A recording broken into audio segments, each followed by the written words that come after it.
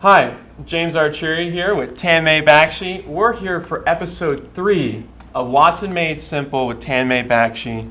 I'm Tanmay's big brother, IBM Cloud and Cognitive Advisor. As you all are familiar with by now, if you're not, are you sleeping under a rock?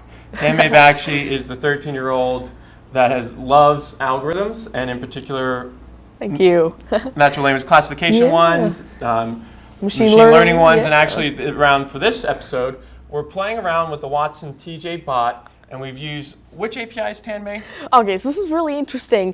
Before I actually talk about the APIs, though, let's talk a little bit about what we're doing. Okay. So as you mentioned, we're using the IBM TJBot for this episode. So this is actually quite exciting. You can actually see we've got the TJBot here, which you will be seeing a lot more of in just a moment. As you know, if you've worked with the TJBot, it's named actually after the first chairman and CEO of IBM, Thomas J. Watson. Just like the IBM Watson services are. But all right, so now though, I'd like to introduce you to the project that we're working on. Definitely. So this project is actually called TTom, and it allows you to create a news-grabbing chatbot via IBM Watson services through the TJBot. But just before we actually start talking about IBM Watson, though, and the TJBot itself, I'd like to introduce you actually to Maria Mashuri, the creator of the TJBot. Okay. And of course, actually, thanks to her, she sent in a video clip for this live event so that you can all watch this and talk a little bit about the TJBot. Thank you, Mariam. Yes, thank you. And so this is that video clip. I'm Mariam, and I created TJBot. Last year, my team started investigating something that we call cognitive objects.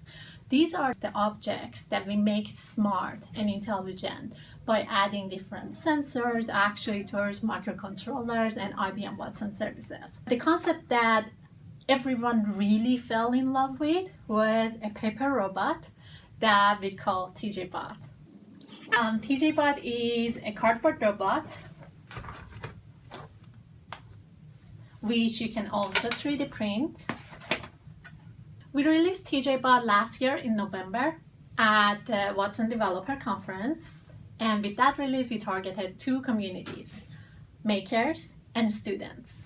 Makers because they like building and tinkering with things, and students because we believe TJBot has tremendous potential for teaching programming artificial intelligence to kids.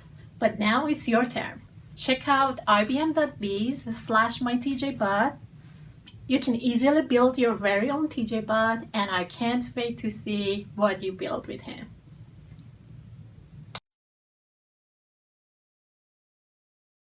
Of course, I've gone ahead and built this system with the TJBot. In fact, just before we continue, I'm not exactly sure, but this is actually a TJBot that over here that I got from my mentor Rob Hyde, the CTO and Vice President of IBM Watson.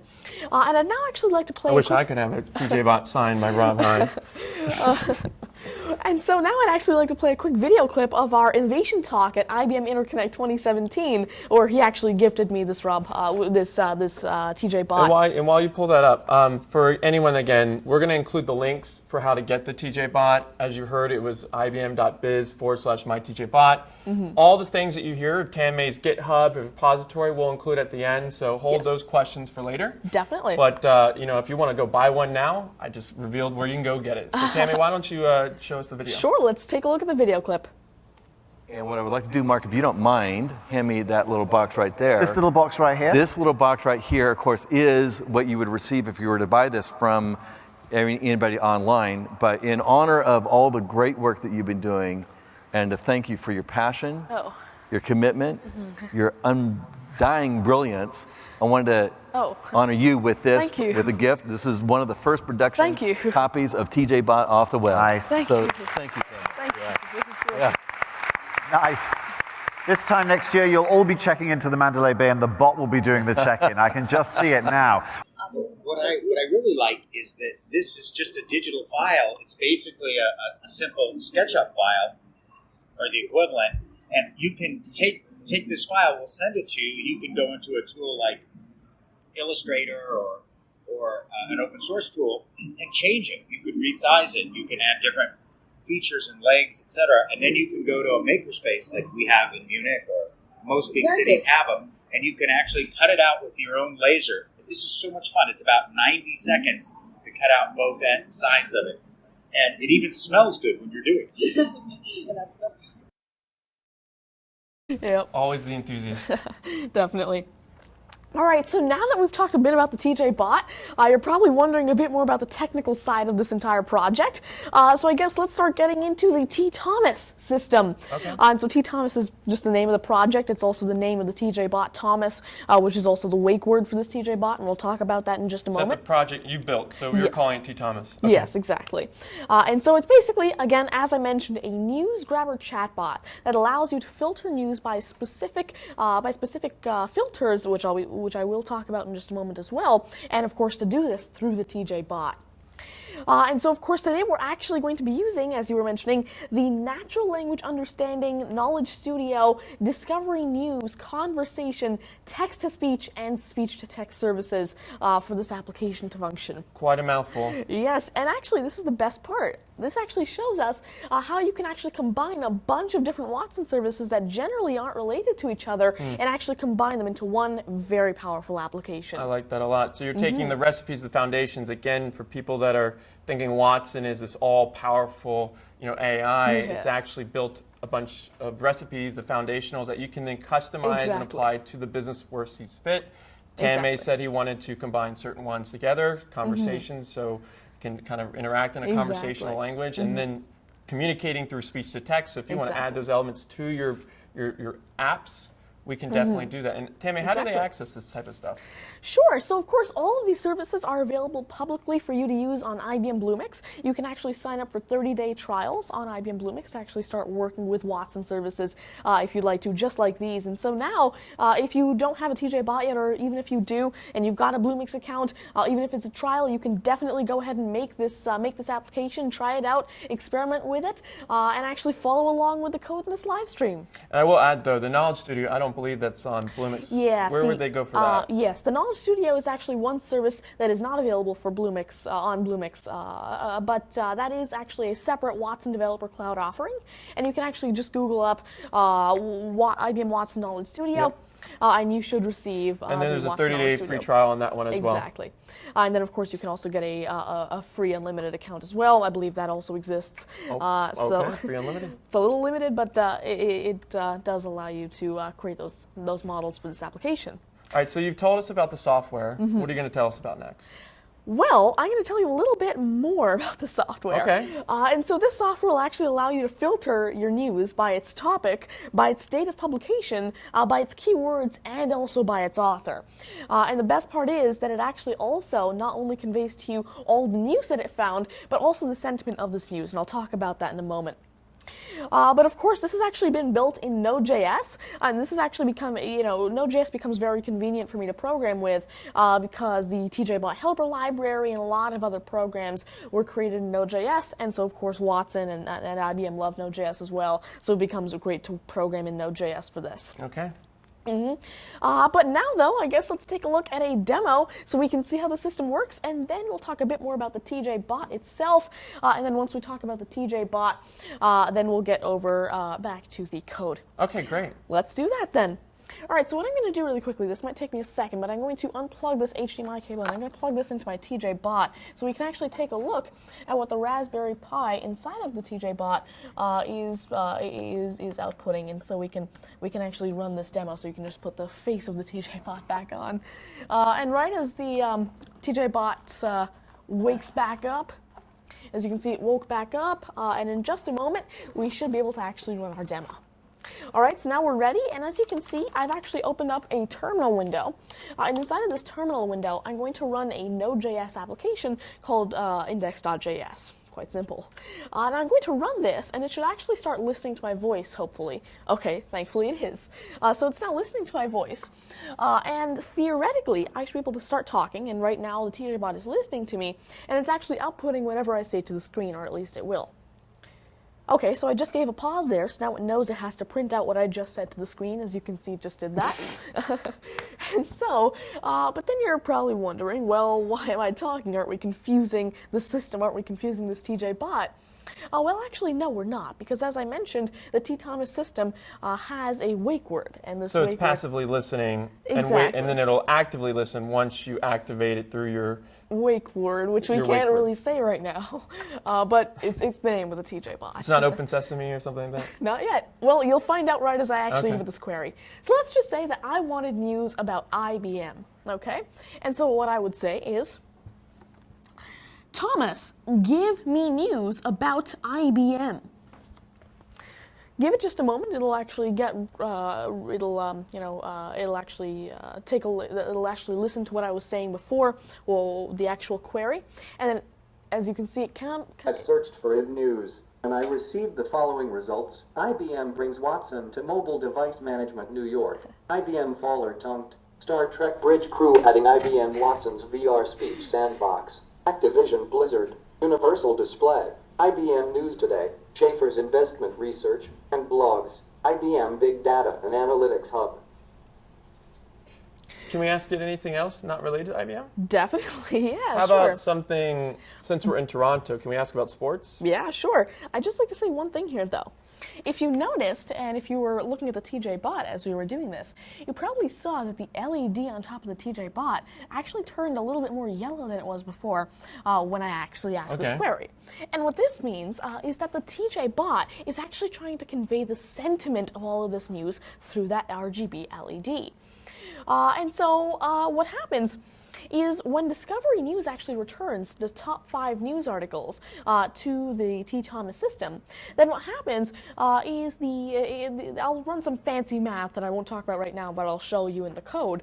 And I created that little sort of algorithm that'll take in all of the sentiment of those documents, and it'll actually do some, number crunching, and it'll actually generate a color value for that sentiment, and it'll actually output that color value onto the TJBot's RGB LED.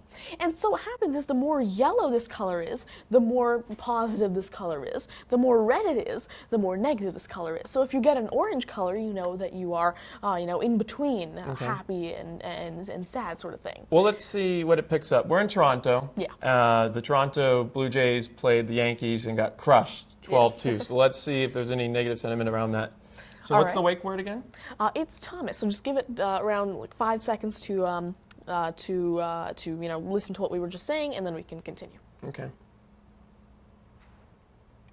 We'll do it now. Thomas, give me news about Toronto Blue Jays. Oh, you see what happened? I searched for ib news, and I received the following Yeah, results. you see what happens is there are a few features that allow this to work, and so the TJBot itself, though, listens in one continuous burst. It doesn't allow pauses in between as you're talking, so you have to say it in one continuous sentence. Let's All try right. that again. Give me 1 second here. Right as I say go, you can start. Go. Thomas, give me news about Toronto Blue Jays. Perfect. Okay. So apparently it didn't understand you properly. It said, Thomas did me news. A lot of my friends say that about me. No. Well, it says Thomas did me news, not give me news. So let's try that one more time Okay. and see if we're able to get it. Let's get my mouth prepared to properly enunciate the words. Is it ready? Yes. Thomas, provide news on Toronto Blue Jays. It kind of understood you there. Let's try that one last time. Say give this time, or Say else give? we'll Okay. give. Tell me when. Go. Thomas, give me news on Toronto Blue Jays. Yeah, understood you. For some reason, though, it's not really. It doesn't really want to work with the sentiment right now. Apparently, okay. So what's happening is when Discovery returns these results, sometimes these documents don't actually have sentiment attached to them. And the Node.js script currently, what it does is it'll forcefully try and check for that sentiment in the JSON that Discovery returns. And what happens is when it doesn't find the sentiment, it crashes. Okay, so then let me try one more. Yeah, sure. Let's try another query, right as I say go. Go. Thomas, give me news on Cleveland Cavaliers. This one worked. I've searched for Cleveland Cavaliers news, and I received the following results. Cleveland Cavaliers versus Toronto Raptors playoff preview.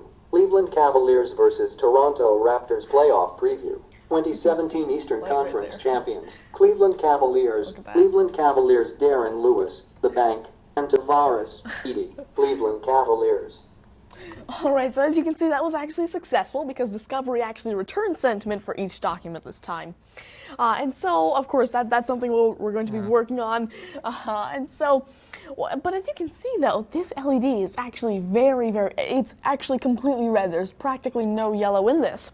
And actually, in order to see what sentiment it returned, I can actually scroll up here. And as you can see, it said that the positive score is 0.08145, etc., and the negative score is 0.26. So the negative score is way higher than the positive score. Can we see, though, where the majority of the negativity is coming from? Unfortunately, that's not a feature just yet. Okay. It'll show you the average sentiment of all of these documents, but it won't show it to you individually. And what documents is Discovery pulling from? There's actually, if you've worked with the Watson Discovery service before, you know that you can create these little collections or clusters of documents. Okay. And these clusters of documents, what you do is you feed them in, and Discovery will do something called enriching the data. And what it'll do is it'll put a bunch of metadata about that data. And so, for example, let's just say we were to feed in 15 documents about news, right? And so what would happen is Discovery, for each document, would add in things like entities, taxonomy, the author, date of publication, and so much more for each and every document. So are you saying that it creates its own corpus? Like, does it pull, is it like a web crawler? Can you integrate like Twitter and social media, or is this something that you have to build up your own corpus? That's what I'm trying to understand for people out there. Yeah, definitely. Well, in theory, you could build your own corpus, but currently Watson Discovery actually provides a pre-built corpus called the Discovery News, where thousands of documents are actually added every single day. In fact, now it actually has, I believe, 17 million documents, over 17 million documents of news, or at least that's the last time I checked. And so, of course, it's able to query from that corpus in quite literally a fraction of a second. It's able to give you such relevant news to your query. And of course, the filters for this query are actually built up in this conversational manner using the TJBot. So you can also then kind of like tweak and edit the type of stuff it's considering sentiment from. Exactly. Right? Because you obviously don't want necessarily unrelated stuff to the Cleveland Cavaliers. Exactly. You should know a little bit more about sports. Exactly. In fact, the Watson Discovery Service is mostly, smart enough to automatically adjust for this. But if you really wanted to get even more specific, what you could do is you could actually specify a keyword when asking the TJBot for news, and you could say news about Cleveland Cavaliers with keyword, and then specify a keyword. We won't be trying that out right now. That will take a bit too much time because there are a few different things with the microphone sensitivity, and it doesn't understand the word "with" correctly. But that's how the system works, and you should be able to specify and get really close to the news that you actually do want. Got it. So now that we've kind of demonstrated seeing what a negative sentiment and a positive sentiment looks like, what else are we going to show? Well, before we actually show a little bit more of the actual demo, let's get back over to the coding part, and then before we get to the coding part, a little bit more about the TJBot's hardware. Okay. While you do that, I may have misspoken saying you could purchase it. I know right now, actually, I don't believe you can purchase. However, as John Cohn alluded to, there is a file available that you could download for yourself and go in 3D print at a local makerspace. I would use Google to search for makerspace near me, and that way you could print out the file that way. And as he even alluded to, you could increase the size of the printouts. Exactly. So if we have a tiny TJBot, we could make a smaller TJBot. You could make a huge TJBot, whatever you want. A life-size TJBot. And the thing about this, I think most people, Tammy, were probably like, well, why don't I just use like an Amazon Echo or something like that? The purpose of, I think, this and what we're trying to demonstrate is that, you necessarily wouldn't have an Amazon Echo greeting people in a hotel lobby. You wouldn't necessarily have an Amazon Echo as a concierge, right? It's more of an informational. What we're demonstrating here is the underlying software, elements of a hardware that you can literally build yourself into the representation or manifestation of what you want it to look like. right? And so you can add more capabilities that you wanted to. You can add in things like the Exactly. weather and speech to text. You could even do language translation. Exactly. And then, let's say you're at a hotel, you probably need multilingual. Exactly. Like you could very easily implement the language translation service with the TJBot library that's already built in, and you could easily just create an application where you speak in English and it'll speak in French or whatever else it might be. Yeah, so the thing is, it's not an apples to apples comparison. They both have different functionalities and purpose. I mean, obviously, you wouldn't even have like a TJBot, no matter how cute it is, necessarily greet people in front of a hotel lobby, right? Well, Oh, you would want a right. TJBot greeting people in a hotel lobby? Why not? But, All right, fair enough. I mean, it really depends on the hotel. But, Stay tuned. Tammy's opening up hotels next. well, I mean, okay, so. All right, I don't want to reveal your plan for world domination in that regards. But anyways, you were going to show us. Yeah, sure. So let's actually get over to a little bit of, I guess, an unboxing sort of thing of the TJBot, because I really want to show you a little bit about the technology behind and under the TJBot and what it's capable of.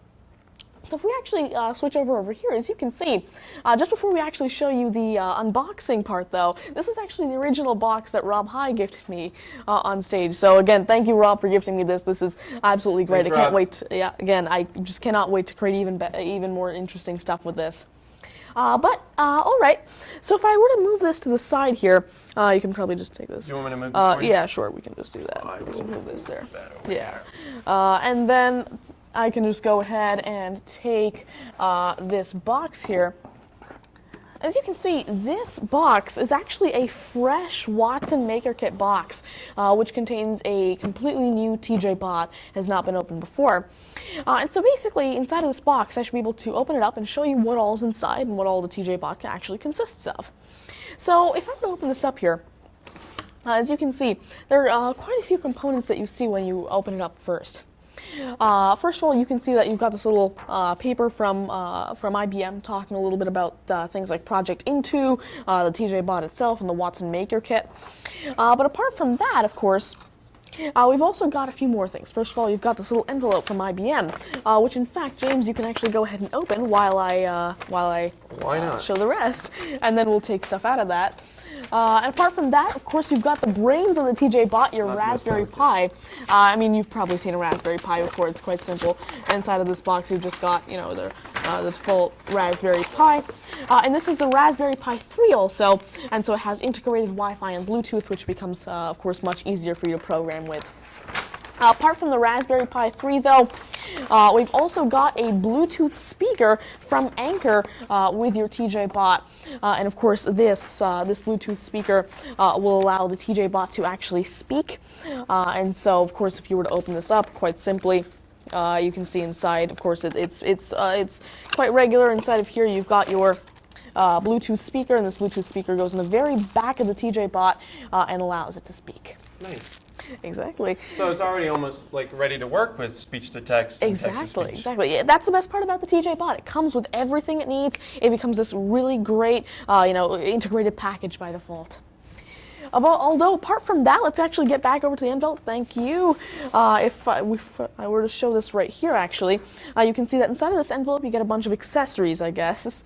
First of all, of course, you've got your power cable for the Raspberry Pi to power it with micro USB. Also, just a quick note, I'd like to say here that if you're actually powering your Raspberry Pi, now this was actually causing a lot of problems for me. When you're powering your Raspberry Pi, make sure you're using at least a 5-volt 2-amp power supply, because otherwise your Bluetooth won't work, your speakers won't connect.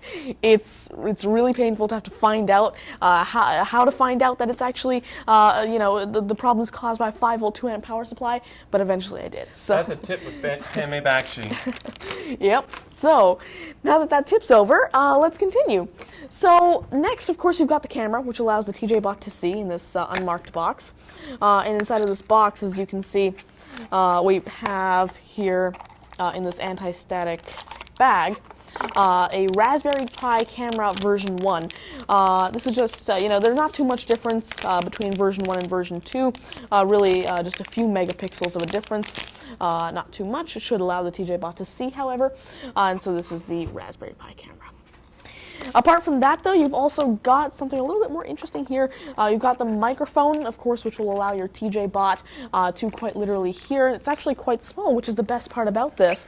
It just snaps into the USB. If I may, so the cool part now that it also includes a camera, you could even add in, could you add in the Watson visual recognition service if you wanted to? And that's actually been done. That's again one of the points of Watson of the Raspberry Pi camera being part of the TJBot. So you can actually program it to do things like facial recognition. In fact, it could be quite interesting to see how we could tie in something like my Project Zebra, or something of that sort with the TJBot to create a great interface for that. So again, really interesting what that's able to do.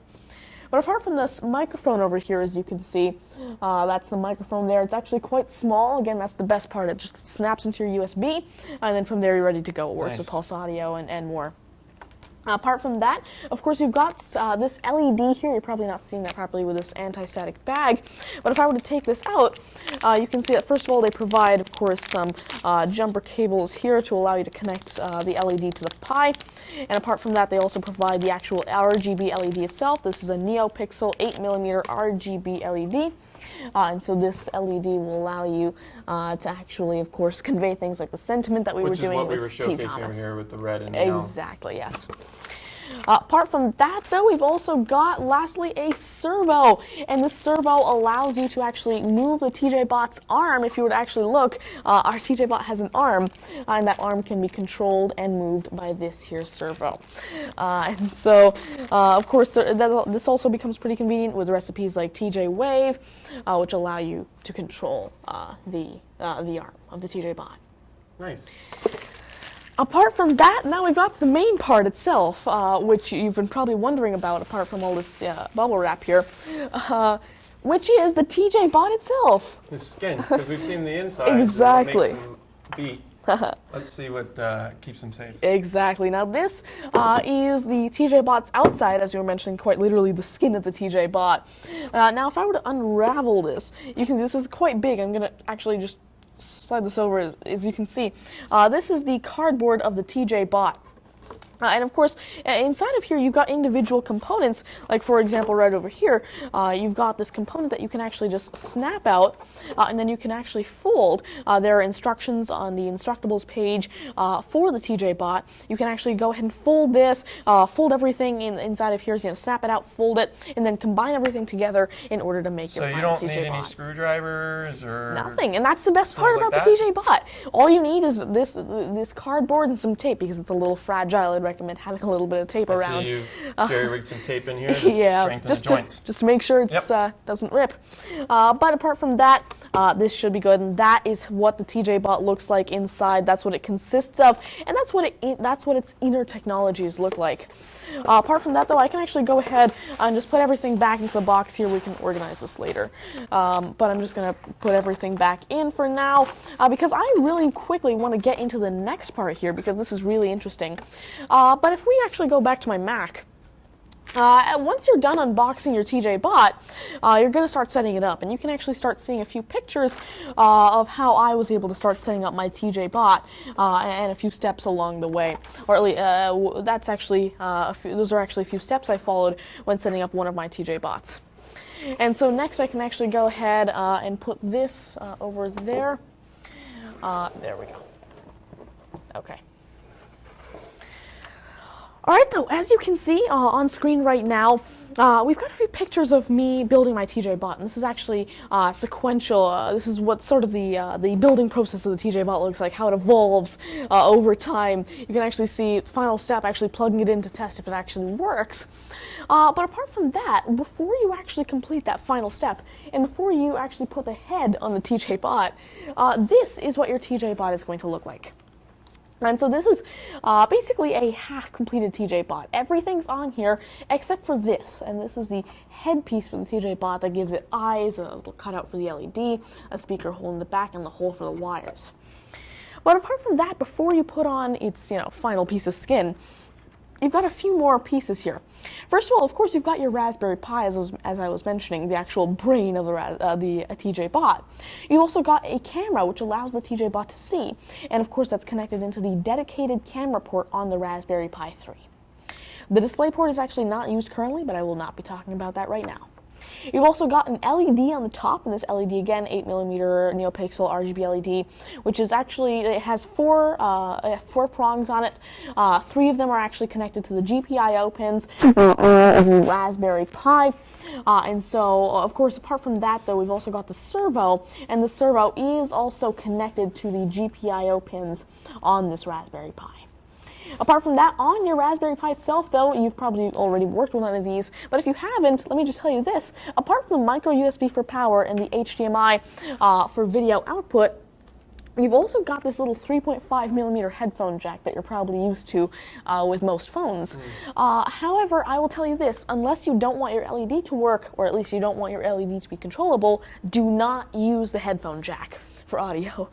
Because the thing is, there's actually a special chip, a special driver that's used for the 3.5mm headphone jack that's used to control and drive the LED. Okay, so it's a little confusing how that works, but the same chip that's able to generate the signals to send to the headphones actually generates signals to send to the LED. And so if you're using that chip to actually generate signals for headphones, you're not going to be using it for the LED. So the LED will not be controllable. Apart from that, you've also, of course, got your speaker on the back. And with the speaker, of course, I didn't want to have to keep taking it out and charging it and pulling it back in. And so I actually set it up in a relatively tight manner so that, as you can see, the speaker actually has a micro USB coming out from it, and the micro USB is coming all the way up front and into the Raspberry Pi's USB port. Apart from that, though, we've also got the microphone plugged into the USB port. And up on the top, you can see, it might be a little bit hard to see right there, but the micro SD, which becomes the memory of the TJBot. And so you can, have these different SD cards with different programs on them, with different operating systems on them, whatever you'd like to. Again, if you have already worked with a Raspberry Pi, you probably know what this all is. But then, of course, when you want to complete building your TJBot, you finish the final step. You take the headpiece out of the frame that I was just showing you. You actually go ahead and fold it together, build it, and then you just finally put this headpiece on the TJBot, and there you go. You should be done and ready to go. Just slide that on there, place the LED, and as you can see, there are cutouts for the eyes, or in this case, eye. There's a cutout for the wires that'll go in, like the HDMI output, the speaker, and of course for the arm. So my question for you is, how long does it normally take maybe to assemble something like this? Well, it really depends on how many you've set up before, but if this is your first time, then you might, of course, experience a few bumps along the way because it's, because it's, you're setting up quite a complicated system with cardboard. And so it might take you, I'd say, like 3 or 4 hours to set up your first one, but after that, once you gain more experience and once you've set up a few of them, then it should become relatively easy. Definitely a fun, weekend project or whatever. Exactly. You build it and then start playing and training with other services. Exactly. It should be definitely fun. But apart from that, now we can actually continue over to the main part that I think, if you're a developer, you've been waiting for quite some time now, which is the actual coding part and how that's going to work. And so now, though, before we actually start coding, I'd like to show you a quick sneak peek or glimpse into the actual technology and systems that go behind the TTom system. So if I were to show you this diagram here, now this diagram seems a little bit complicated, but it's actually not. So let me explain this in chunks. What happens is there are a few main components to this software. And in fact, you can actually see a little legend on the bottom right here, which actually shows you a little bit about all these squares. The blue squares are Watson services, the red squares are software services that run on the Raspberry Pi, and the purple squares are hardware, individual pieces of hardware that are on the TJBot, like the LED, the microphone, and the speaker. So the way this entire system works is it begins with the TTom system. TTom is actually quite simple. It just takes plain text input and gives plain text output. That's it. Although it does do a little bit more than that, and I'll talk about that in a moment. Once TTom receives its plain text input, then it'll send that over to the natural language understanding service. NLU will then go ahead and run that through some entity extraction because we want specifically entities. And the reason Through the we Knowledge actually Studio, right? Exactly, and the Okay. reason we have to do this though is because natural language understanding will actually allow you to extract entities dynamically, whereas with conversation you do these simple, sort of dictionary searches. Yeah. Which natural language understanding allows you to create these dynamic models that Speeds up the classification exactly, process. speeds it up. Apart from that, of course, the Knowledge Studio is trained by a trainer, or usually that would be some sort of subject matter expert, but you have to be no expert to actually classify news queries.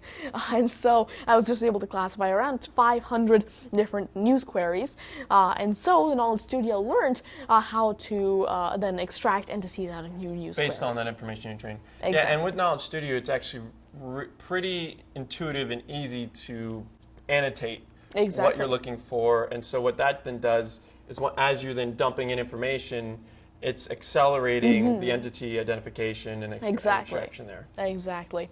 But then what happens? Because I don't think it necessarily is almost direct coding anymore. You're literally almost drag and dropping Exactly. and tagging. I mean, you are actually dragging and dropping. You're actually, clicking on the entity and you're clicking all the occurrences Versus of actually entity. coding in saying entity equals this. Yeah, exactly. But next, then what TTom does is it'll take the entities returned by NLU and it'll actually, go through them, extract them. It'll do some, processing on them, and then once it's created this query and filter for discovery, it'll send them over to the Discovery News service.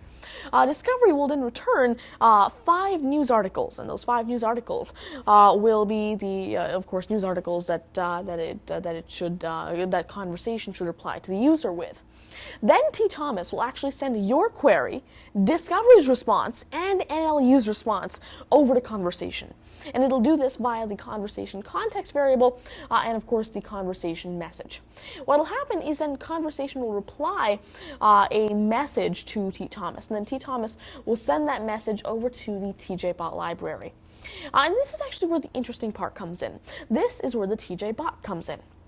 Now, originally what happens is the user doesn't want to have to type things into a TJBot. That defeats the entire purpose of having a TJBot. Yeah. Because then why even have a TJBot? You could do this on a computer. And so the user wants to have a natural language speech interface for this. And so the user will actually start talking to the TJBot, and of course they will give input to the microphone of the TJBot. The microphone will then give audio input to the TJBot library here. The TJBot library will send that audio to the speech-to-text service. Speech-to-text will then go ahead and return text for that audio, and that text will be sent to TTom, where whatever I just said will actually be executed. Then what happens is TTom returns the result, and that goes to text-to-speech, which comes back as an audio file, which goes to the speaker, and the user receives his result. However, there is one more form of output that the user gets, or form of input for the user, form of output for the program. And so that is that TTom will actually provide LED output for the user to actually try and understand, as you can see here, the sentiment of the documents that It gives you a this visual Discovery. representation. Exactly, a visual representation of the sentiment of the documents that Discovery returns.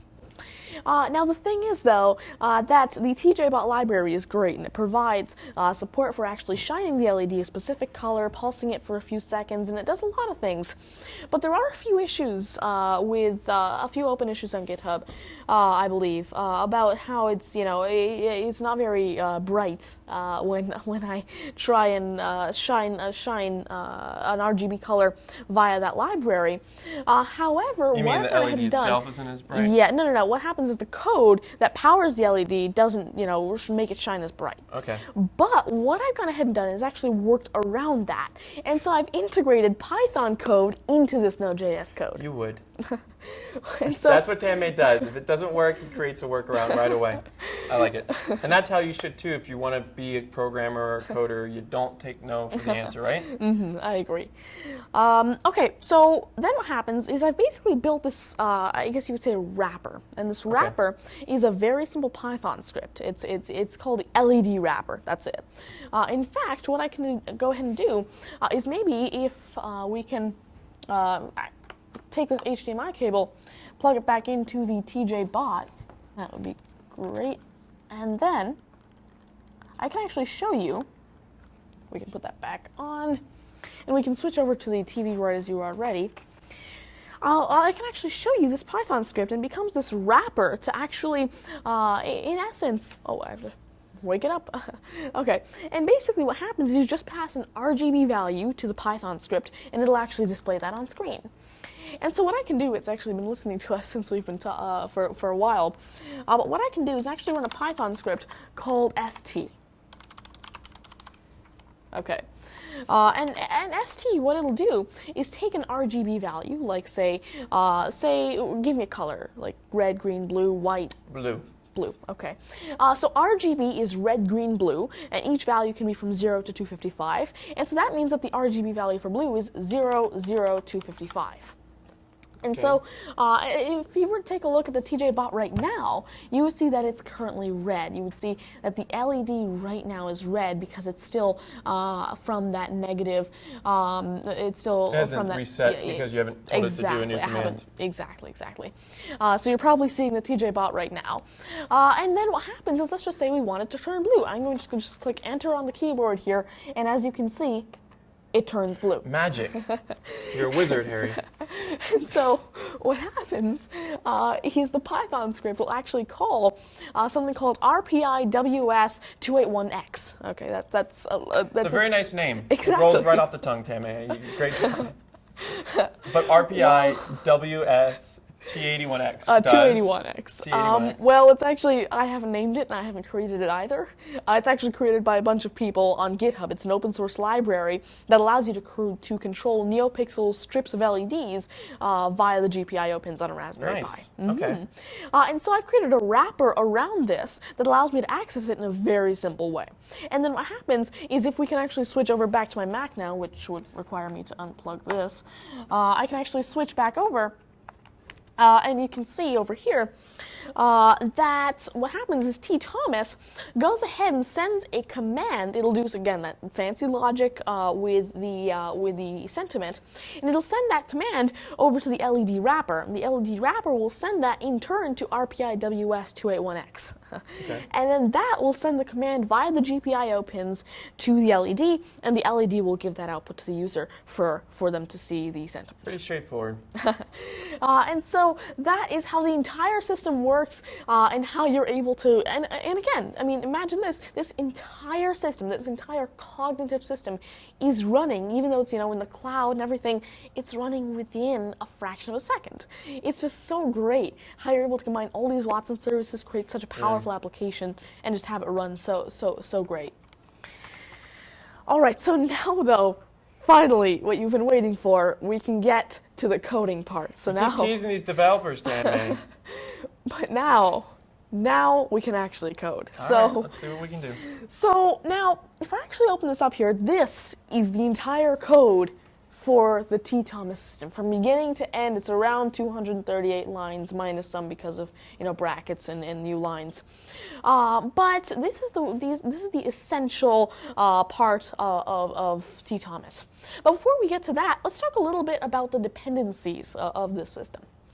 If you were to take a look here in the package.json file, I've actually defined that the dependencies for this project are mainly chrono node, date format, TJBot, and Watson Developer Cloud. I'll talk about chrono node and date format in just a minute, but they'll allow you to essentially filter news by their date of publication. Because chrono node will actually run natural language processing apart from Watson to actually try and find a date mentioned in text. And see, the really fun part about this is, the reason I recommend chrono, the speaker just turned off, is because chrono actually has relative date support. And what this means is you can say last Friday, okay, and it'll actually understand the specific date that you mean depending on the current date. You can say next Monday. You can say the first Monday in July, and it'll understand what you're saying using natural language processing and using its own pre-built rules. In fact, this is open source and it's available on NPM. Apart from that, date format is actually quite straightforward. It takes a Node.js date object and it formats it as a string in a very specific way that you specify. TJBot is, of course, the TJBot helper library, and Watson Developer Cloud allows you to use Watson services in your Node.js applications.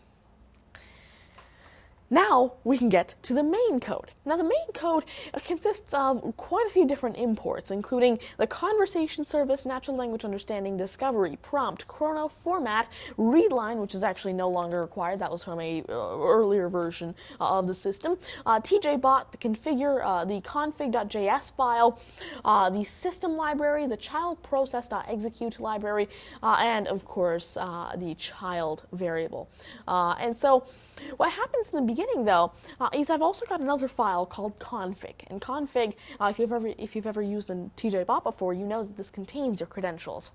I won't be talking about that right now because, of course, those are just a bunch of credentials. But you can actually find out more about the config.js file at the IBM TJBot GitHub. So you can actually go to github.com/IBMTJBot/TJBot, and you can find out more about this. Okay. And again, we'll be posting the links for all this information. Exactly. At the end. In fact, this code has already been open sourced. The LED changes are being pushed to GitHub. They will be up there soon because this was actually quite a last-minute change. I actually added this feature yesterday to the system. Python. Exactly, yeah, the Python LED sentiment part. And so it's a relatively new feature coming to GitHub, but it is open source, and you can actually go ahead and download it right now. In fact, this is actually a featured recipe on the TJBot GitHub, and so actually thank you to Mariam for actually making this a featured recipe. Thank you. That's absolutely great. All right, but next, let's define the hardware of the TJBot that we're going to be using. And so, of course, for now, the hardware is just going to be the microphone and speaker because the LED has not yet been initialized. And see, what happens is since we're not using the TJBot helper library with this LED, we don't need to define this LED, or else it'll actually go ahead and define and actually set up the LED to work with the TJBot helper library. Apart from that, I've got a variable called tjconfig, which is a dictionary, and that dictionary contains another dictionary called log, which contains a key and element called level, and that value is verbose. And now the thing is, this actually uses, I forgot the exact name for the library, but it uses a library to actually log out. The TJBot library uses another library to actually log out whatever the TJBot is trying to communicate. And so there are a few different levels of logging. But what this means is that if you've got this sort of runtime or normal level of logging, then the TJBot will only log out very simple things. If you've got verbose, then the TJBot will log out more advanced things, like the microphone has started listening and stopped listening and initialized the microphone, that sort of thing. But then there's actually the most verbose level of them all, the one that'll print out every single little thing. It's called silly. And so you can actually change your logging level to silly, and it'll actually just print out every single thing that the TJBot is thinking about, whether that be the microphone is hearing silence, or it's hearing something, or whatever it might be. Everything will be logged out. Apart from that, though, you can then initialize your TJBot, and of course you're going to pass it all the hardware that you're using, the tjconfig, and the credentials from your config.js file. This is, again, some earlier code from a different version that we do not need anymore. And then you define a function in the class array. And this function is actually quite simple. It's public code from Stack Overflow. And what it'll do is it'll actually go ahead and take an element or a specific element from an array, and it'll remove all occurrences of it. After that, if you've ever used Watson Conversation before, you probably know what this is, but I'm defining the context variable. And the context variable... Can you go back and explain the importance of that for those that are listening? So the array you're saying... Yeah, sure. What happens is when building the IBM Watson Discovery filter, there are a few different pieces of logic that tie in with how the filter is supposed to be a string, but I declare as an array. Because the thing is, this is completely dynamic. You could ask for a date of publication, but you might not. You could ask for keywords, but you might not. You might ask for the author. You might ask for so many more things. but you might not. And so there's always a chance that that element doesn't exist in the array. Okay. And instead of having, like for example, let's just say that I were to log out, filter A, filter B, filter C, and let's just say that D is missing, E is missing, but F is there, right? It doesn't stop the function, basically. And what happens is the reason this allows the application to continue functioning is if you were to take an array like this, and if you were to call something called a join function on it, and the join function would actually take every element and put a separator in between every element and join it into one string.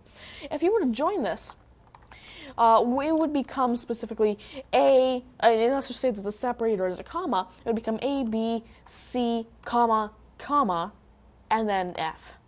Okay, and that, or another comma actually, and that, we don't want that. Watson Discovery will not be able to parse that. But if we remove these two blank elements here using this remove function, then these extra two commas are gone. I see what you're saying. Got it. Exactly, and then Watson Discovery is able to understand this filter and is able to return use. Which is really important because you're Exactly. gathering lots of different types of information, Exactly. and there is a chance that something is missing. Exactly. And you don't want it to then just stop. Exactly. In fact, like for example, we asked for news. We didn't specify a date, a keyword, or an author. Yeah. And yet it was able to give us news because of this function. Nice. But after that, of course, we've got the context variable, and you probably know what this is if you've worked with Watson Conversation before.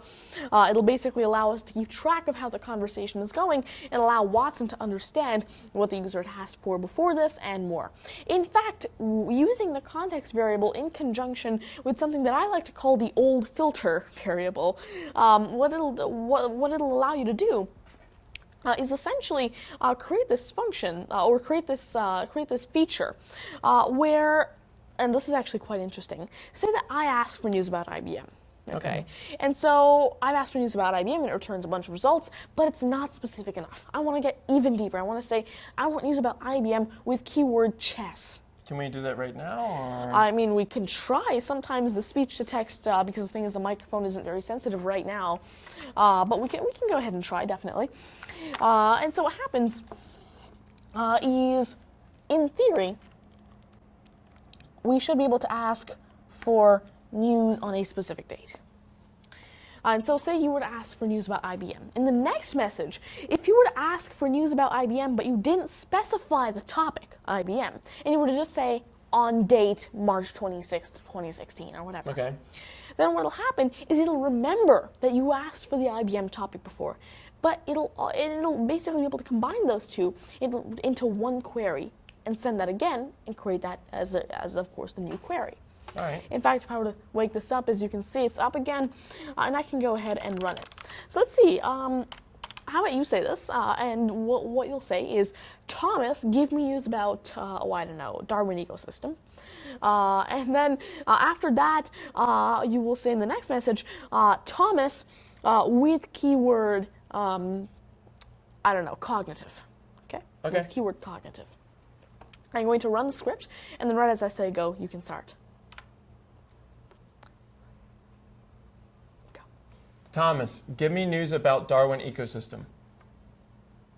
It understood this, and it should be able to find that, and I've searched for Darwin ecosystem news, and I received the following results. Darwin ecosystem announces Tanmay Bakshi, the world's youngest IBM Watson set me up. developer and algorithmist, joins Darwin ecosystem research and Oh, development. you did. team. Darwin Yes. ecosystem announces Tanmay Bakshi, the world's youngest IBM Watson developer and algorithmist, joins Darwin ecosystem research and development team. Interact with Darwin as never before. Cambridge University Library. Evolution. Selected letters of Charles Darwin 1860 to 1870. Darwin Correspondence Project. And inside the tech support STEM ecosystem. Now, can you tell it to stop at a certain point? Because it does keep going on and on there. You are right, and see that's one of the more considerations that we have to put into this, because the thing is the TJBot actually stops listening when it's speaking. And so there are workarounds to that, of course, and that's, again, another feature to implement. With more training, is what you're saying. Exactly. And if you make it more of like a complex application, you can definitely do that. Exactly. Now, you wanted me to ask with the keyword now, cognitive. Okay. Okay, so you're going to say Thomas with keyword cognitive. Yep.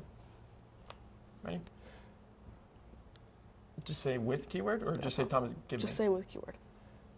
Thomas, keyword cognitive. Okay, so what you have to say, now this is actually quite interesting how it works. See, the Knowledge Studio hasn't been trained enough because it's only 500 examples. It needs thousands of them to actually work properly because it's, of course, machine learning. It doesn't work, just like that. And so you have to say keyword quickly so it understands it as one word and not two words. And you have to say Thomas clearly. Okay. So, Thomas, keyword cognitive. see, the thing is, it understood you, but it understood keyword as two words. So let's try that one more time. This time, Even faster?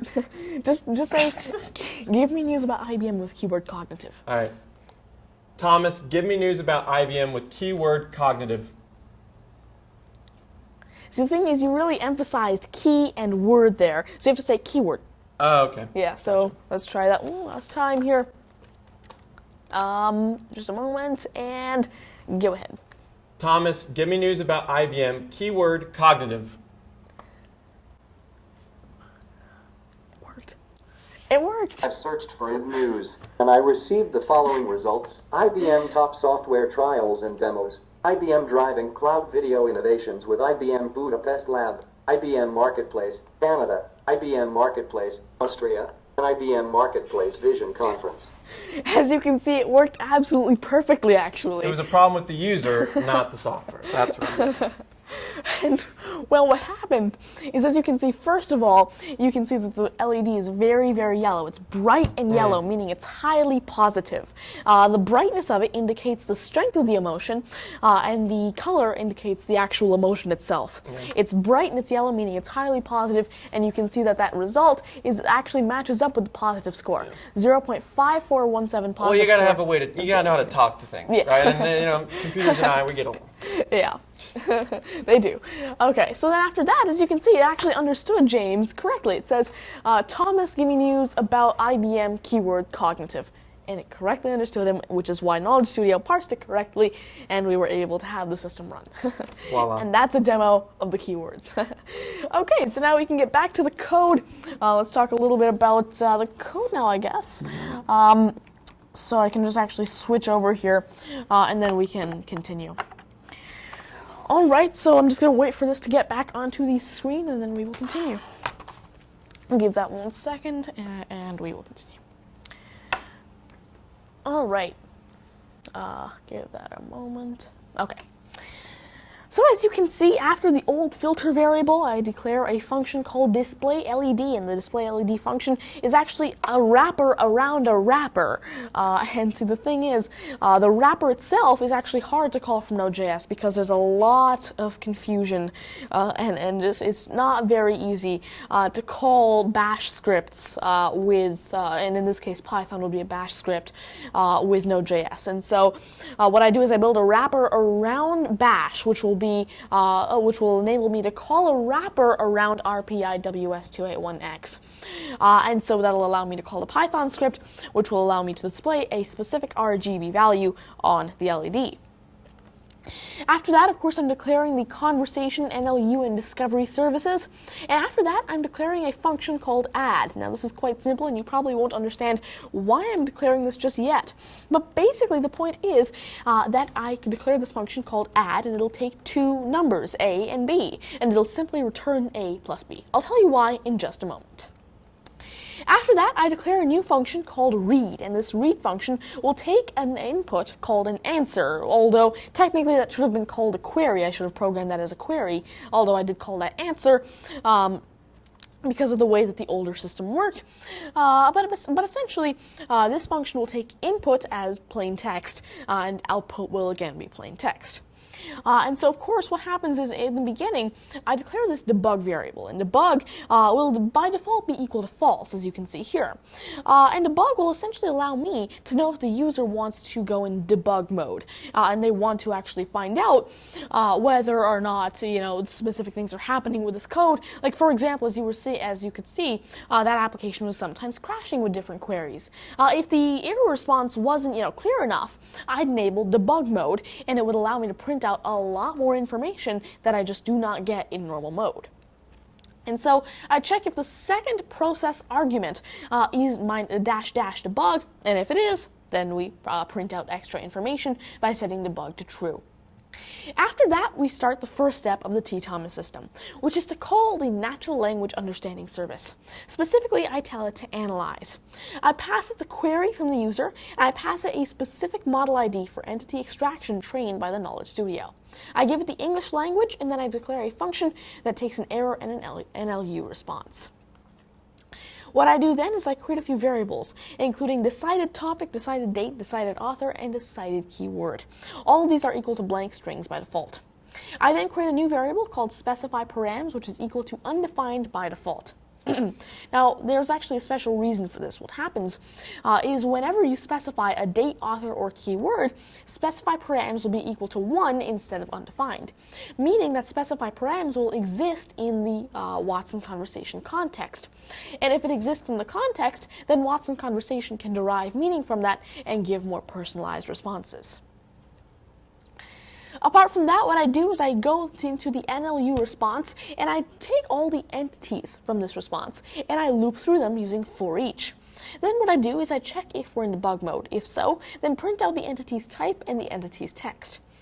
However, regardless, what you do is you check the entity's type. If it's a topic, then you set the decided topic variable to the text, to the entity's text. Then you do the exact same thing for date, author, and keyword, except when you're doing it for date, author, or keyword, you set specify params to 1. After that, you are done your natural language understanding step, and you're ready to get to the discovery step. But before you can actually call discovery, you have to build the filter for discovery so that it can actually, of course, query discovery news. So what I do is I create a new filter array, and filter is by default blank.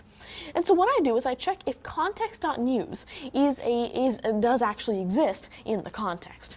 If it does, great. If it doesn't, then create it. Then I check if the decided topic is not equal to nothing, meaning that the user has actually specified a specific topic that they want to search for in the news. If they have, then it'll actually reset the context.news variable and set context.news.topic, date, author, and keyword to decided topic, decided date, decided author, and decided keyword, respectively. After that, if the user has not specified a specific topic, meaning that they are just continuing from their past context, then this current filter will be equal to the older filter. And what I do then is I check if the decided topic is not equal to nothing again, meaning that there is a decided topic. Then I set the context.news.topic to this decided topic. I do the same thing for the date, author, and keyword. After that, I set the context.news.specifyParams variable to, of course, the specifyParams variable. If this is undefined, then this will simply not exist. However, if it is a 1, then it will exist, meaning that Watson Conversation can understand that. I then declare context.news.title 1, 2, 3, 4, and 5. And these are, of course, all blank strings, and this means that this can only give you 5 total news results. After that, what I do is I check if the decided date is not equal to nothing. If it isn't equal to nothing, meaning that there is a decided date, then I actually push something to the filter.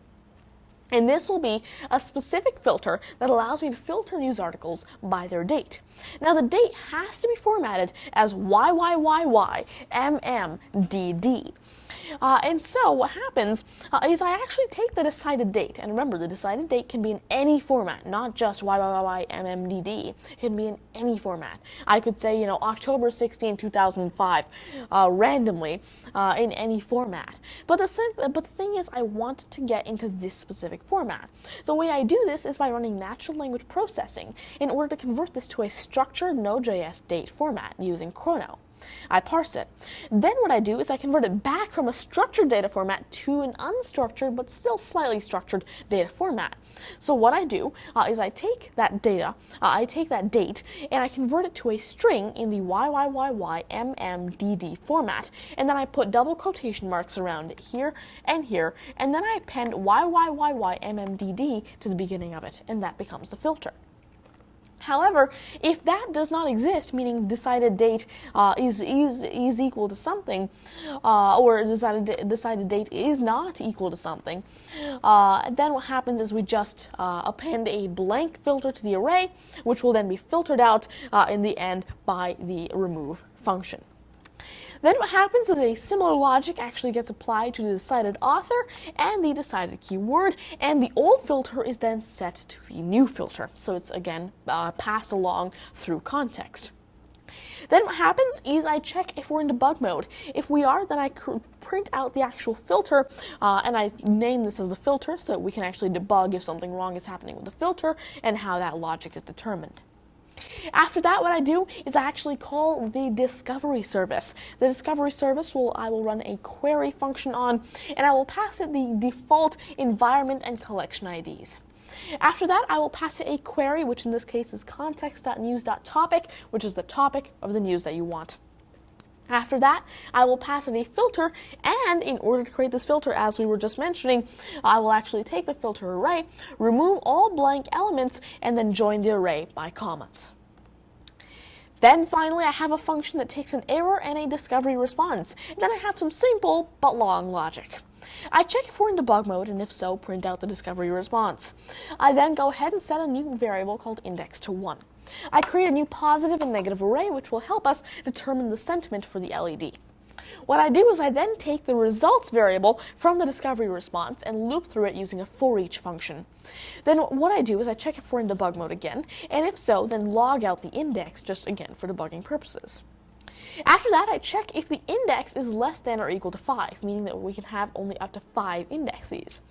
If so, then I check if this document's sentiment it starts with positive, meaning that this document's sentiment is positive. If so, then to positive, I will push the absolute value of the float value of the actual score of this positiveness of the document. And to the negative, I'll push just a 0 value. I'll do the exact same thing for negative, or actually very similar logic for the negative part. So of course, if the sentiment is negative, then push the float value gone through absolute value to negative, and just push a 0 to positive. In fact, in order to fix that crash that we were actually dealing with before, all I'd need to do is say if val.docSentiment, and then run all of this logic here. Oh, lost the, where was, okay. Then paste in all of that logic, and then say else, then negative.push 0, 0, and do the same thing for positive.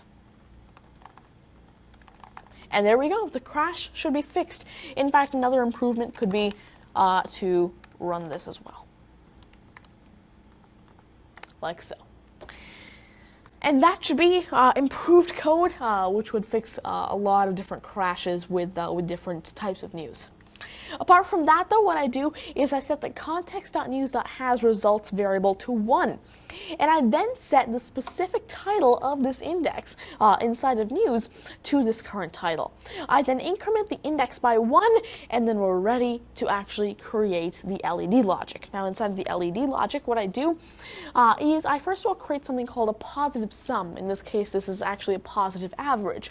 What I do is I take all of the positive scores inside of that array, and I add them all together using a reduce function, which is why I was declaring the add function before, and I divide it by how many elements there actually are in the positive array. So for example, if we've got 5 different news documents and they're all positive, and say they have scores 0.3, 0.5, 0.1, 0.2, and 0.7, what would happen is we would add all of those together and divide it by 5 to get an average value. It would do the exact same thing for negative, but in this case what would happen is since they would all be 0, since there would be no individual negative document, it would be 0 divided by 5, 0, and so there would be 0 negativity and so much positivity. And so, of course, what I do then is I print out the positive and negative scores, and then once I'm done printing those out, I run a quick execution here for a bash script, which will allow me to send an RGB value to the wrapper, to the actual LED wrapper. And so, of course, what I do is this LED wrapper does a bit more than just controlling the LED, however. This LED wrapper will actually take the positive average and the negative average, and it'll actually do the math to calculate the RGB values. In fact, what I can actually go ahead and do is bring you back over to the TJBot again and actually show you the code that handles the RGB. Now, I've actually gone ahead and done this. And as you can see, there's actually a different Python script which allows me there's actually a different Python script which allows me to pass the average values and get the RGB. So if I click enter here, you can actually see this is the code. Of course, after importing sys and OS, and I'll talk about that in just a moment, what happens is I calculate 2 separate RGB values, the positive RGB and the negative RGB. The way I calculate positive is by one assumption, that positive is always yellow, and yellow is a mixture of red and green. And so what I do is, as you can see over here, I actually go ahead and I convert the positive average to a float value, meaning a decimal value, and I multiply it by 255, and that becomes the red value. I do the exact same thing for the green value, and the blue value is equal to nothing for the positive. And then what happens is for the negative red, I again take that same float value, multiply it by 255, and set the green and blue to nothing. However, again, I'm taking the negative average here and not the positive average.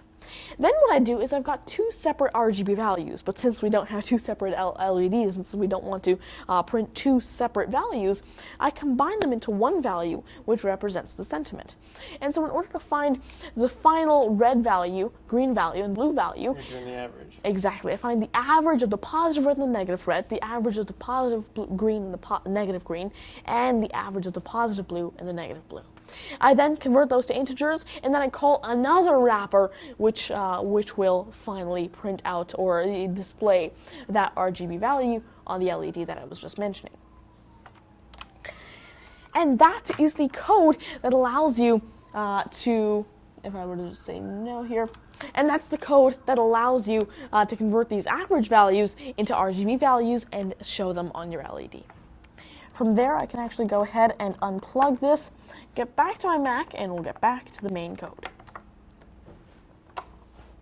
Once Node.js is actually done and has passed those average values to the Node.js, to the Python script, and once Python has done its magic and done its work, then what will happen is Node.js will check if we're in debug mode. If so, it'll print out the context variable that's going to be sent to Watson Conversation.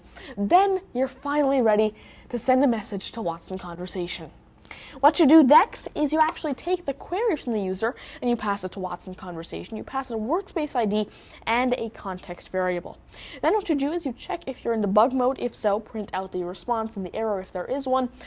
And then finally, you take the response from Watson Conversation and you call the tj.speak function.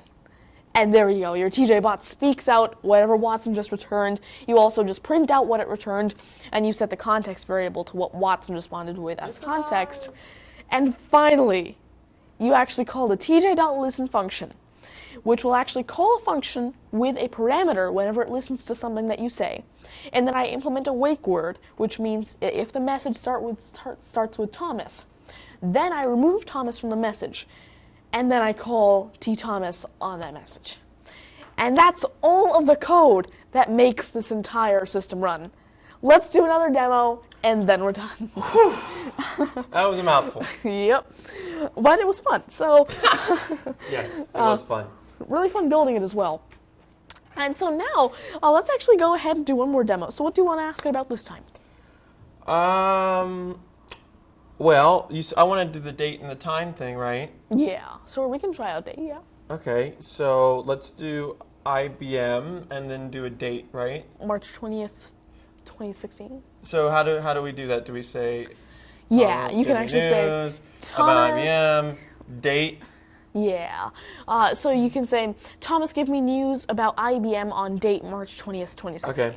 Or whatever, Is it ready? 2017. No, he's not plugging I in. have to plug him in, yeah.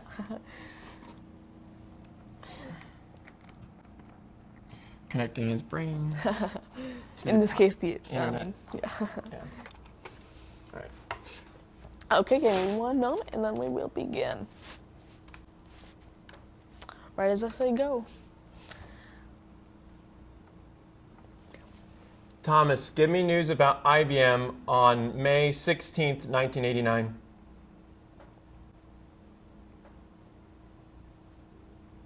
I've searched for 16th 1989 news, and I Okay. received the following results. Okay, what happens is, first of all, it doesn't understand what you just said as numbers. So what you're going to say is, what date did you give it again? May 16th, 1989. Okay. Okay, so let's see here. Let's see what it understood your speech as. So it said, okay, so it understood 1989 as words, and so of course the Knowledge Studio isn't trained to understand words. And so you'd have to say 1989. Just for speech-to-text to understand you. Of course, if you want to create a custom vocabulary for speech-to-text, this would work perfectly. Okay, so there's a but I haven't done workaround. that. There is a workaround, All and, right. it's native. It's not a workaround. It's what's supposed to be done. It's just that I haven't done that yet. And so you can actually, yeah, you can actually took a create shortcut.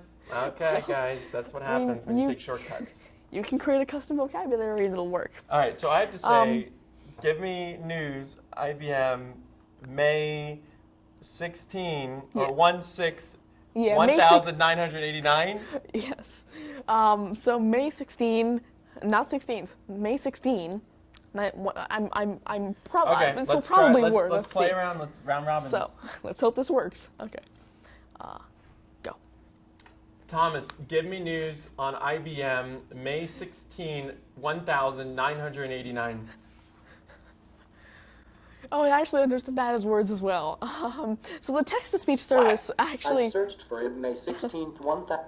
Okay, so what happens is this text-to-speech service actually takes text and is sometimes able to say it in one go, like 1989 instead of 1989, when you put, appropriate commas and stuff. But apparently speech-to-text doesn't have that support just yet. So maybe soon. Well, we get the point. Yeah. But, so is that everything you wanted to show today? I believe so, but please do not tune out just yet, because we've got a not little bit tune more out. coming We up. got, what do we got? Well, I mean, first of all, if you'd like to contact me, you can on any of the following social media, because I'd be glad to hear from you, and I'd be glad to collaborate with you, help you out with your problems, questions, one-to-one, whatever it might be. We also have to switch the screen back We over to do my have right. to switch the screen. Back over to here from the Raspberry Pi.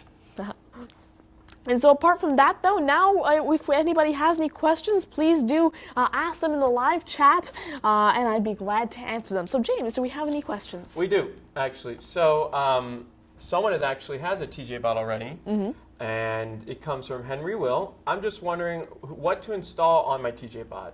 I want to use it for a demo at a local high school next week when a bunch of us are going to visit for Discovery. I've never heard of this.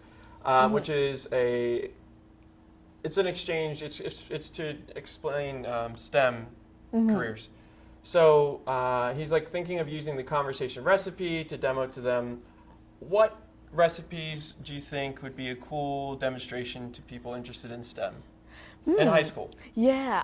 You see, well, there are actually quite a few different things that I recommend here.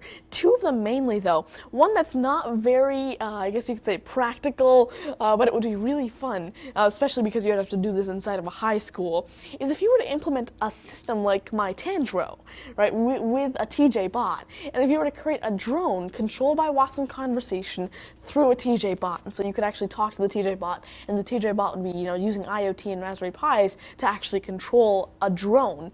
That could be a very interesting idea. But apart from that, one thing that I really liked, apart from the conversation recipe, that's also great because that really shows you the capability that the TJBot has to actually the capability that TJBot has to become an interface for such powerful machine learning services. However, what would also be very, very interesting is if you could implement something like, as you were mentioning, that language translation bot, where what you do is you speak in one language, and this can be any language that language translation supports, and speech to text. And what will happen is language translation will translate your text, and it'll actually speak that back out to you. The reason I absolutely love that demo is it shows, it's actually great for STEM, the science, actually great for STEAM as well, science, technology, education, arts, and math. So I think... These acronyms, now we're at it. Let's just include everything in there, right? I got it. Well, No, I know you have to have your it's liberal great. arts So in there. I think that's a really those three ideas. I think those are the main So ones what that were I the think three about. ideas? Just quickly recap. Yeah, mainly Tandro. That's one that could be very interesting. Although again, not Where very would they find practical. out about that? That's actually on my GitHub. You can actually download Okay. the Tandro source code and actually load it onto. After a little bit of porting, you could probably just load it onto a TJBot and have it actually control the drone for you. You could create a language translation bot where you can speak in one language and it'll speak out in another. In fact, you could actually do custom deep learning on that. That would be really fun, right? Yeah, exactly. And apart from that, you can, of course, as I mentioned, implement that conversation recipe. I think that's also a very, very good idea, really because it highlights how the TJBot can be used as this very powerful interface for even more powerful cognitive services. Nice. Thanks, Henry Will, for that Thank question. Next one would be, again, a lot of people want to be asking, how old are you? Oh my gosh, I want him to marry my daughter. Unfortunately, Tanmay, you're not in the market right now for this type of thing. He's not. Sorry, kids. His love right now is technology, and of course his family. Yes. Right? So that's really occupying all his time. But Tanmay, how old are you? And when did you get started again? I'm actually currently 13 years old, and I got started with programming when I was 5 years old. With simple languages like FoxPro, Batch, that type of thing. At 8 years old, I created my first sort of major iOS application, and at 9 years old, it was accepted into the iOS App Store. It's called T-Tables, which helps you learn your multiplication tables. At 11, I stumbled upon IBM Watson and its cognitive services, and of course, so that was actually quite interesting how I stumbled upon it, how I actually stumbled upon a documentary about IBM Watson, and that documentary led me to find out how it was able to play Jeopardy and win. From there, I was really interested in its services. I created my very first Watson application, Ask Tanmay, in November of 2015 after creating many different videos about it on YouTube. In fact, after I had created those videos about it, there were lots of IBMers who found out about it and actually reached out to me. But two of the most notable ones were actually now my mentors and big brothers, James Archieri and Timothy Duncan. And so they actually reached out to me, and then from there they invited me to speak at IBM Interconnect 2016, and I've been using Watson's cognitive services ever since. We actually have someone that his name is Sammy Abbas. He said you helped him with his global safe application. Yes, hi Sammy. He says it's going really well. That's absolutely great. I can't wait to see what was the safe application? It's actually an application for internally for UNICEF. And so it's actually great. I'm not sure if I can talk too much about what it does, but Sammy, you can't be giving a shout out about your application and then we can't talk about it. But anyways, that's awesome that you're doing that. And that's again another great thing about Tanmay is he's serious about connect with him on Twitter, email, his GitHub, YouTube.